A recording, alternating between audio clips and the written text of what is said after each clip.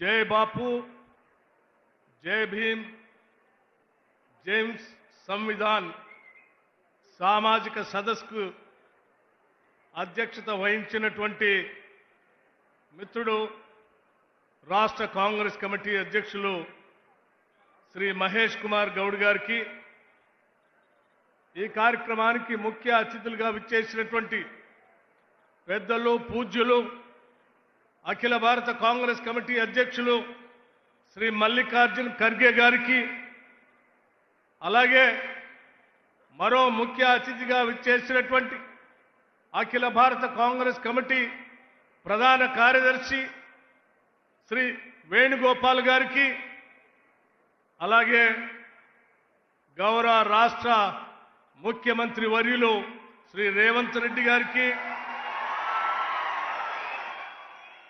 రాష్ట్ర కాంగ్రెస్ వ్యవహారాల ఇన్ఛార్జ్ మీనాక్షి నటరాజన్ గారికి, ఇంకా వేదిక మీద ఉన్నటువంటి నా తోటి సహచర మంత్రివర్గ సభ్యులందరికీ, సిడబ్ల్యూసి సభ్యులకి, జిల్లా కాంగ్రెస్ కమిటీ అధ్యక్షులకి, రాష్ట్ర కాంగ్రెస్ కార్యవర్గ సభ్యులందరికీ, అలాగే ఈ సంవిధాన సామాజిక న్యాయ సదస్సుకు మారుమూల ప్రాంతాల నుంచి సహితం అనేక గ్రామాల నుంచి కదిలి వచ్చినటువంటి ప్రాణ సమానులైన కాంగ్రెస్ నాయకులారా, మీ అందరికి కూడా ముందుగా నా హృదయపూర్వకమైనటువంటి నమస్కారాలు తెలియజేస్తా ఉన్నాను. ఈనాటి ఈ సభ చాలా చారిత్రాత్మకమైనటువంటి సభ. సాక్షాత్తు నేరుగా అఖిల భారత కాంగ్రెస్ కమిటీ అధ్యక్షులు శ్రీ మల్లికార్జున్ ఖర్గే గారు గ్రామ స్థాయిలో ఉన్నటువంటి గ్రామ శాఖ అధ్యక్షులతో నేరుగా మాట్లాడటానికి ఏర్పాటు చేసినటువంటి సభ ఈ తెలంగాణ రాష్ట్ర కాంగ్రెస్ కమిటీ ఆధ్వర్యంలో పెద్ద ఎత్తున ఏర్పాటు చేయటం జరిగింది. వచ్చిన మీ అందరికి కూడా మరొక్కసారి నా హృదయపూర్వకమైనటువంటి అభినందనలు తెలియజేస్తూ, మన కోసం ఎంతో దూరం నుంచి వచ్చి సందేశం ఇచ్చినటువంటి పెద్దలకి ధన్యవాదాలు కూడా తెలియజేస్తూ, చిన్న విషయాలు 2-3 విషయాలు చెప్పి ముగిస్తాను. మిత్రులారా, ఈరోజు దేశంలో ఒక సైద్ధాంతిక పోరాటం జరుగుతూ ఉంది. రాజ్యాంగాన్ని రక్షించాలని కాంగ్రెస్ పార్టీ, ఇండియా కూటమి ఒక పక్కన, రాజ్యాంగాన్ని రూపు మార్చాలని బీజేపీకి సంబంధించినటువంటి ఎన్డీఏ కూటమి ఒక పక్కన. భారత రాజ్యాంగం అంటే అదేదో కేవలం పుస్తకం కాదు. కొన్ని దశాబ్దాలుగా, శతాబ్దాలుగా ఈ సమాజంలో ఉన్నటువంటి ప్రజల ఆలోచనలు, పూజ్య బాపూజీ మహాత్మా గాంధీ గారి ఆలోచనలు, బాబాసాహెబ్ అంబేద్కర్ గారి ఆలోచనలు, జ్యోతిరావు పూలే గారి ఆలోచనల్ని పొందుపరిచి ప్రజల అవసరాల కోసం అందించినటువంటి అద్భుతమైనటువంటి గ్రంథం భారత రాజ్యాంగం. భారత రాజ్యాంగమే లేకపోతే ఈ దేశంలో సామాన్యులకి, పేదలకి, దళితులకి, గిరిజనులకి ఎవరికి కూడా ఎటువంటి హక్కులు లేకుండా కేవలం రాజులకి, రాజ్యాధికారం చేసేటువంటి పెద్దలకి మాత్రమే సమాజంలో ఉన్నటువంటి గౌరవం దక్కేది. అటువంటి పరిస్థితుల్లో ఈ దేశంలో ఉన్నటువంటి ప్రతి పౌరుడికి కూడా సమానమైనటువంటి హక్కుని, గౌరవాన్ని కల్పిస్తూ ఈ దేశ సంపదని, ఈ దేశంలో ఉన్నటువంటి అవకాశాలని అందరికీ సమానంగా అందించాలని ఈ భారతదేశానికి బాబాసాహెబ్ అంబేద్కర్ కాంగ్రెస్ పార్టీ ఆధ్వర్యంలో అద్భుతమైనటువంటి భారత రాజ్యాంగాన్ని అందిస్తే దాన్ని అమలు చేయాలని ఈరోజు కాంగ్రెస్ పార్టీ పెద్ద ఎత్తున మన నాయకులు పోరాటం చేస్తూ ముందుకు పోతా ఉన్నారు. దాన్ని నిలబెట్టుకోవటమే మనందరి భవిష్యత్. పొరపాట్ల భారత రాజ్యాంగానికి చిన్న ఇబ్బంది జరిగినా ఈ దేశంలో ఉన్నటువంటి సామాన్యులు అందరూ కూడా హక్కులు కోల్పోయేటువంటి అత్యంత ప్రమాదకరమైన పరిస్థితులు ఈ దేశంలో దాపురిస్తాయి. అటువంటి రాజ్యాంగ స్ఫూర్తితో కాంగ్రెస్ పార్టీ ఇచ్చినటువంటి పిలుపుతో ఈ రాష్ట్రంలో మీ అందరి ఆశీస్సులతో అధికారంలోకి వచ్చినటువంటి కాంగ్రెస్ ప్రభుత్వం వచ్చిన నాటి నుంచి ఈనాటి వరకు ఆ సామాజిక న్యాయ సూత్రాన్ని అమలు చేస్తూ అనేక రకాలైనటువంటి సంక్షేమ పథకాల్ని ఈరోజు రాష్ట్రంలో తీసుకొని వచ్చారు. ప్రతి గ్రామం నుంచి కదిలి వచ్చినటువంటి కాంగ్రెస్ నాయకులందరూ కూడా ఈనాడు సభా వేదిక మీద నుంచి అంది వచ్చినటువంటి సమాచారాన్ని తీసుకొని ప్రతి గడపకి తీసుకొని వెళ్ళవలసిందిగా విజ్ఞప్తి చేయడం కోసమే కొన్ని విషయాలు మీ దృష్టికి తీసుకొని వస్తా ఉన్నా. 10 ఏళ్లు ఈ రాష్ట్రాన్ని దోపిడీ చేసినటువంటి టీఆర్ఎస్ పార్టీ, లేకపోతే ప్రజల గురించి ఏమాత్రం పట్టించుకోనటువంటి భారతీయ జనతా పార్టీ కాంగ్రెస్ ప్రభుత్వం పైన అవాకులు చెవాకులు పేర్లు బురద జల్లేటువంటి కార్యక్రమం చేస్తా ఉన్నాం. అందుకే వాస్తవాల్ని మీ అందరి ముందు ఉంచి మీ ద్వారా ప్రతి ఇంటికి సమాచారాన్ని చేరవేయాలనేటువంటి ఆలోచనతోనే కొన్ని లెక్కలతో సహా కొన్ని అంశాలను మీ దృష్టికి తీసుకుని రాదలుచుకున్నాం. మిత్రులారా, ఆలోచన చేయండి. ఈరోజు రాష్ట్రంలో ఉన్నటువంటి రైతాంగ సోదరుల కోసం కాంగ్రెస్ ప్రభుత్వం ఆనాడిచ్చినటువంటి హామీ మేరకు రైతు భరోసా పేరు మీద దాదాపు 69 లక్షల కుటుంబాలకి, రైతాంగ సోదరులకి ఇప్పటికీ 21,832 కోట్ల రూపాయల్ని రైతు భరోసా పేరు మీద రైతుల అకౌంట్లో వేశాం. కేవలం 9 రోజుల్లో 9,000 కోట్లని బహుశా భారతదేశ చరిత్రలో ఎవరు వేసి ఉండరు. అది మన ప్రభుత్వం, మన రాష్ట్రంలో మనమే వేశాం. కేవలం 9 రోజుల్లో 9,000 కోట్లు. రైతు రుణమాఫీ ఆనాడు కాంగ్రెస్ పార్టీ హామీ ఇస్తే 2 లక్షల రుణమాఫీ చేస్తారా అని ఆశమాడినటువంటి ప్రజలందరికీ బుద్ధి చెప్పేటట్టుగా కేవలం 3 నెలల్లో 20,000 కోట్ల రూపాయలు 25 లక్షల మంది రైతాంగ సోదరులకి రుణమాఫీ చేసినటువంటి చరిత్ర మన ప్రభుత్వానికి. అంతేకాదు మిత్రులారా, అదే రైతాంగ సోదరులు పండించినటువంటి ధాన్యానికి, సన్న ఓట్లు ధాన్యానికి కొనటానికి బోనస్ పేరు మీద ఒక్కొక్క క్వింటాల్కి 500 రూపాయల లెక్క ఈ రోజు కొనుగోలు చేసినటువంటి ప్రతి క్వింటాల్కి వారి అకౌంట్లో డబ్బులు వేశాం.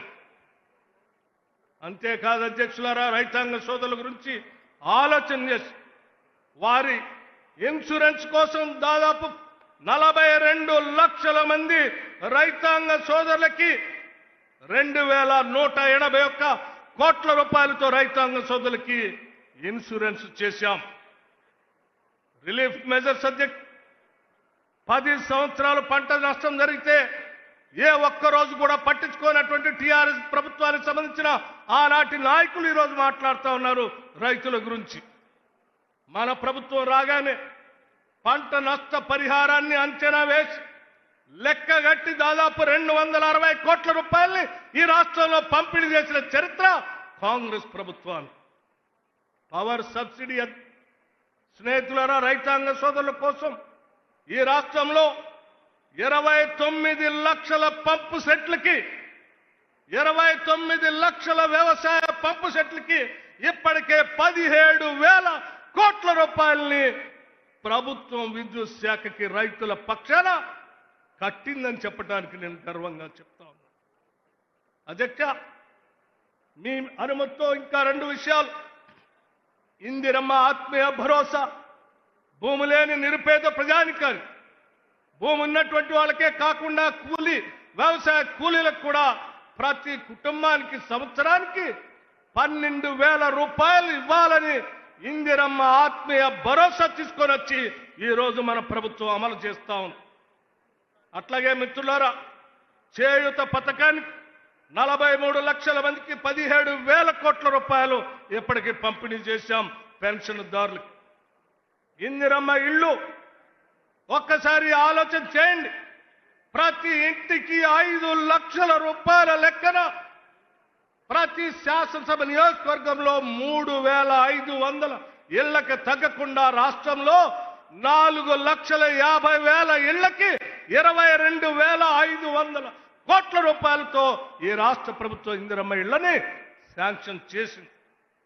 అట్లాగే మహాలక్ష్మి రాష్ట్రంలో ఉన్నటువంటి మహిళలందరూ ఉచితంగా ఆర్టీసీ బస్సులో ప్రయాణం చేయటం కోసం దాదాపు 188 కోట్ల సారి ఈ రాష్ట్రంలో మహిళలు ప్రయాణం చేస్తే వాళ్ళందరూ కలిపి దాదాపు 4,500 కోట్ల రూపాయలు ఇప్పటికే ఆర్టీసీకి రాష్ట్ర ప్రభుత్వం చెల్లించింది.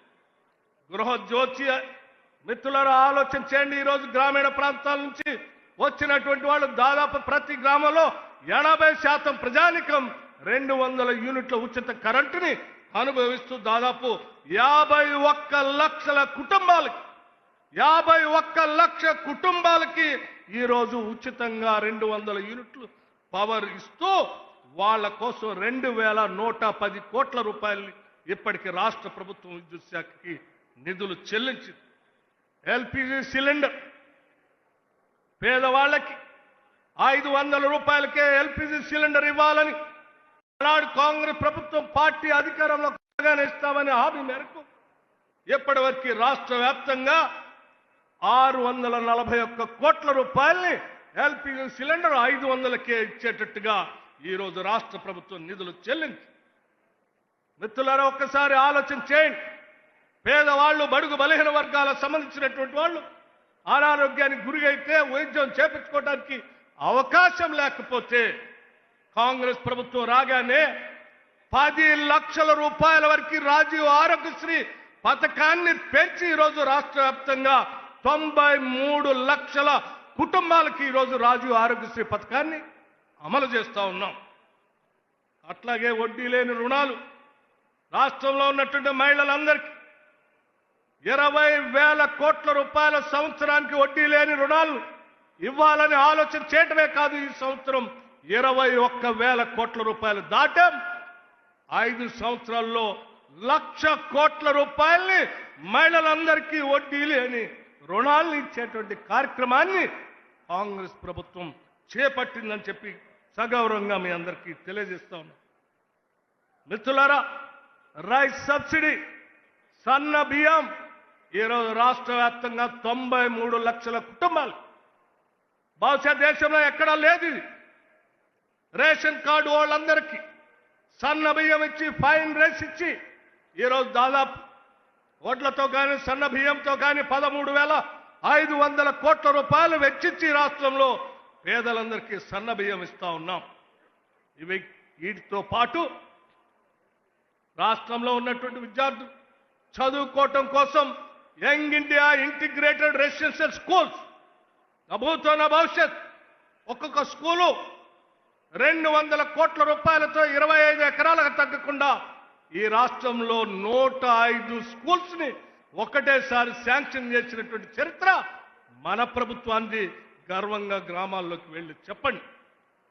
ఈ రాష్ట్రంలో ఉన్నటువంటి పేద గిరిజన కుటుంబాలకు వాళ్ళందరికీ ఆనాటి కాంగ్రెస్ ప్రభుత్వం ఫారెస్ట్ రైట్స్ యాక్ట్ కింద ఇచ్చినటువంటి దాదాపు 6,70,000 ఎకరాలకు ఈరోజు ఇందిరా సవర గిరి జల వికాసం అనే పథకం పెట్టి 12,500 కోట్ల రూపాయలతో నల్లమల్ల అడవుల్లో రాష్ట్ర ముఖ్యమంత్రి రేవంత్ రెడ్డి గారు లాంఛనంగా ప్రారంభం చేస్తే ఆదిలాబాద్ నుంచి అటు భద్రాచలం వరకు అటు కృష్ణా పరివాహక ప్రాంతంలో ఉన్న 6,70,000 ఎకరాలకి సోలార్ పంప్ సెట్లతో పాటు డ్రిప్ ఇరిగేషన్ స్ప్రింక్లర్స్ ఇచ్చి వాళ్ళు అద్భుతంగా ఉద్యానవన పంటలు పెంచుకోవటానికి కావాల్సిన ఏర్పాట్లు ఈ రాష్ట్ర ప్రభుత్వం చేస్తా ఉంది.